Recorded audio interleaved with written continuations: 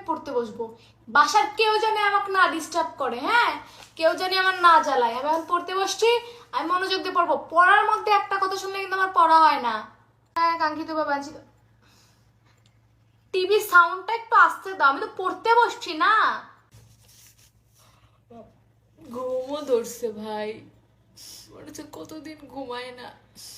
আর এগুলো তো স্যারের নোট, সবই তো পারি। এইগুলো পরীক্ষার আগে একদিন দেখলেই হবে, বুদ্ধাই পড়তেছি না, তারপর পড়া লাগবে।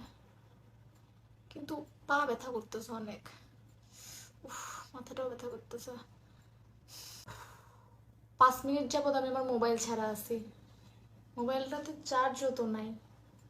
আল্লাহ জানে কত মানুষ না মেসেজ দিছে। ফোন তো সাউন্ডেই দেওয়া, মেসেজ দিলে তো আওয়াজও আসতো। কি বা মেসেজ দেবে, যাই হোক পড়ি।